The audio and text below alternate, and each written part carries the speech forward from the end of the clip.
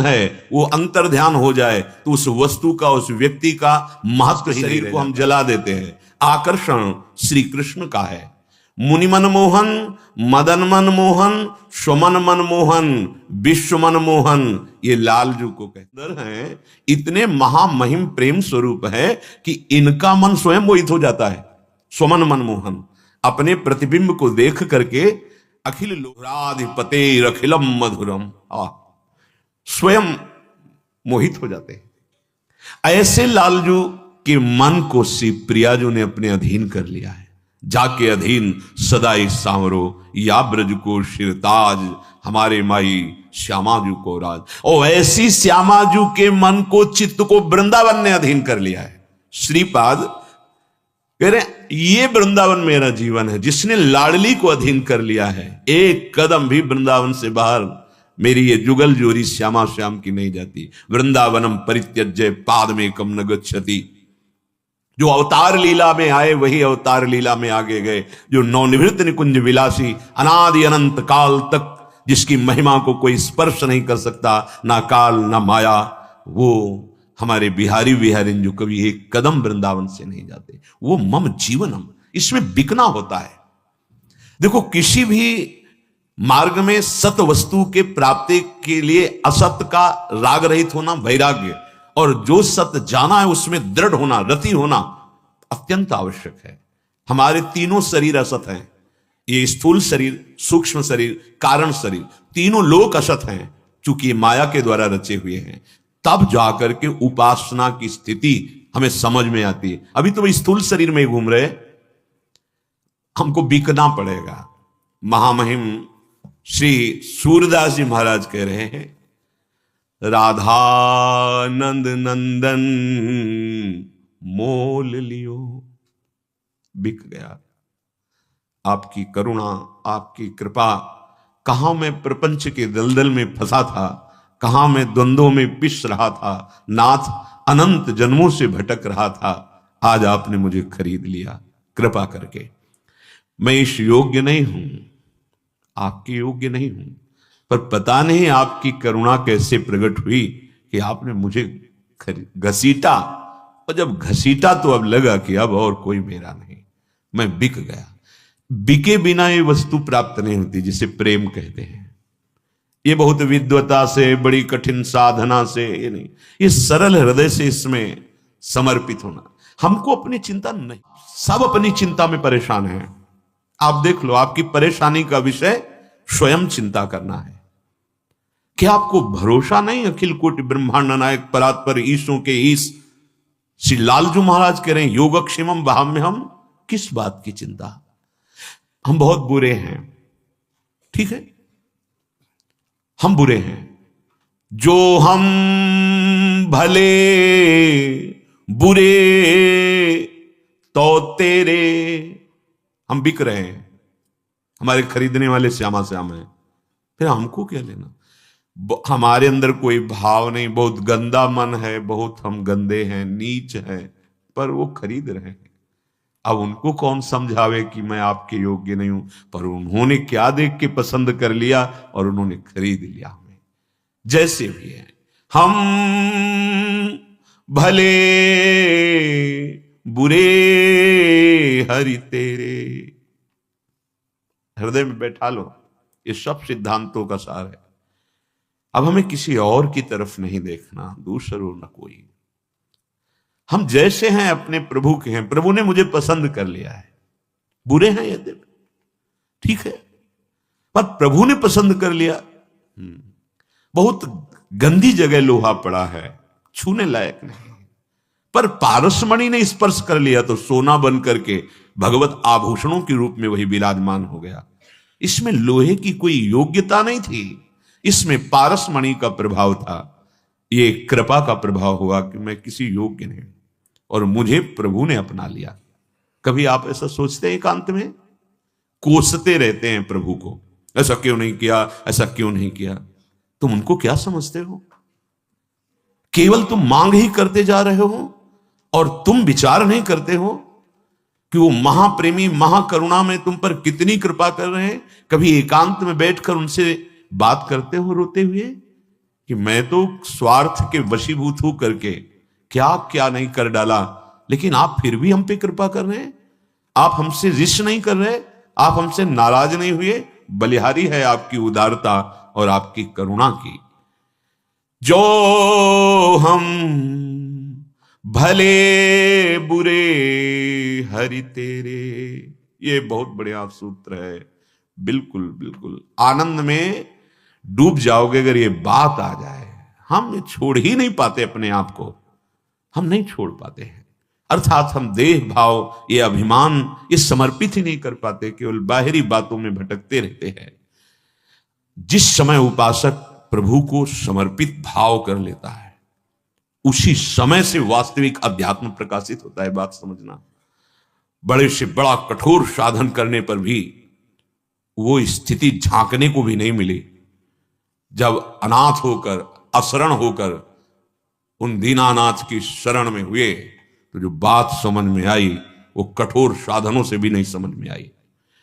तुम्हें हमारी लाज बढ़ाई, बिनती सुनी प्रभु मेरी,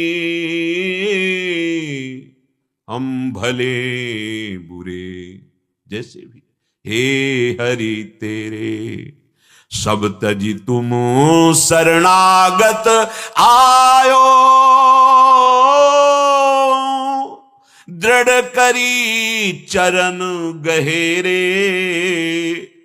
तुम प्रताप बल बदत न काहूं, निडर भये घर चेरे, हे हरि भले बुरे तो तेरे। प्रभु, अब आपने जब हाथ पकड़ ही लिया है, शरण में ले ही लिया है, तो अब हम बेपरवाह हो गए, क्योंकि ये जिम्मेवारी अब आपकी है।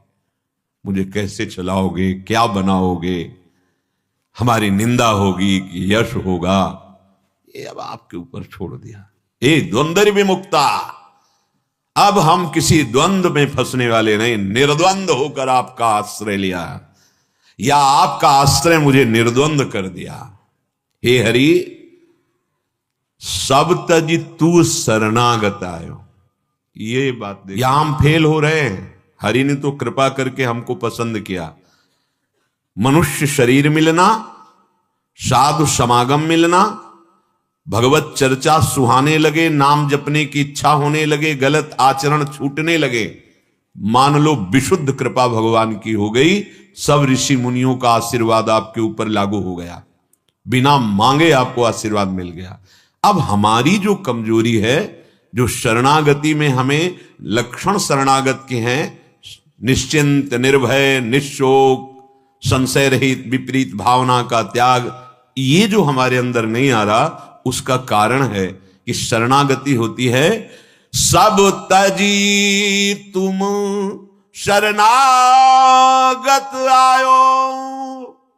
ये नहीं हो पा रहा है, ये नहीं हो पा रहा। मैं सब कुछ छोड़कर आपकी शरण में हूं। छोड़ने का मतलब बाहर से भागना नहीं है, बाहर से भागना नहीं है, अंतर से भरोसा एक प्रभु का ले लेना, अंतर से अन्य आश्रयों का त्याग कर।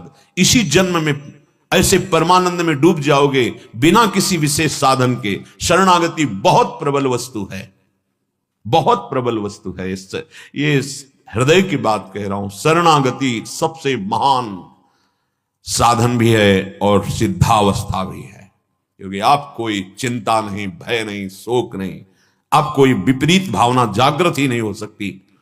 सब तज पे हम फेल हो जाते हैं, हम कहीं ना कहीं अन्य आश्रय पकड़े रहते हैं। इसीलिए कई उपासकों के मुख से सुनने को मिला कि हमें 20 वर्ष हो गए, हमें इतने वर्ष।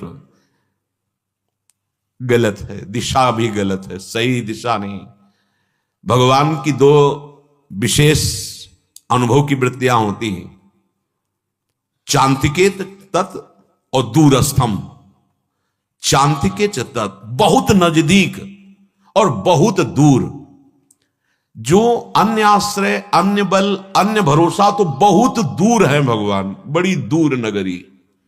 और चांति के चतक बहुत नजदीक है उसके लिए जिसने अन्य भरोसा छोड़कर अपने में सामर्थ्यहीनता का अनुभव करके प्रभु के आश्रय ले लिया, शरणागत हो गया। सब तजी तुम शरणागत आयो। आगे की बात, यहां भी हम कमजोर हैं। दृढ़ करी चरण गहेरे हे हरि। आपकी शरण में हुए और आपके ही चरणों को दृढ़ता पूर्वक पकड़ लिया।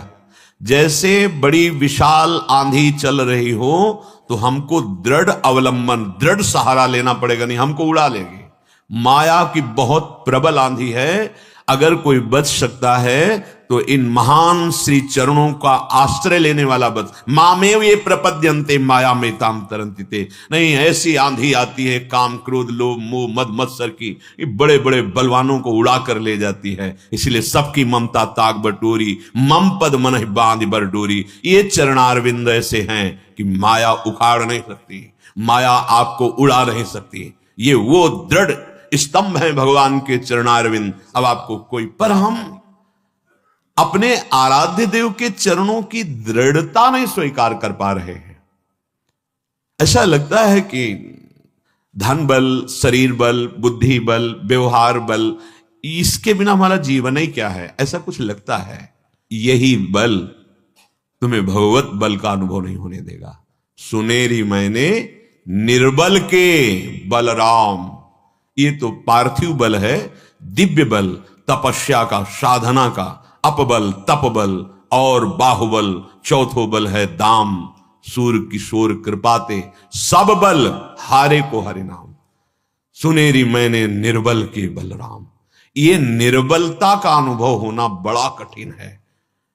अगर ये अनुभव हो जाए तो शरणागति अभी पुष्ट हो जाए इसी, और शरणागति पुष्ट होते ही संपूर्ण ज्ञान विज्ञान जागृत हो जाता है। पक्का समझना, जीव ही हृदय में शरणागति पुष्ट होती है, जो भगवान गीता उपदेश किए, भगवान वेद में उपनिषद तत्व ज्ञान का वर्णन किया, वो सब हृदय में प्रकाशित हो जाता है। विश्वास कर लीजिए। कई ऐसे उदाहरण आ रहे हैं कि गुरु भक्तों के हृदय में बिना पढ़ाए चारों वेद स्फुरित हो गए। महाभारत में कई ऐसे उदाहरण पाए गए। दृढ़ कर चरण गहे।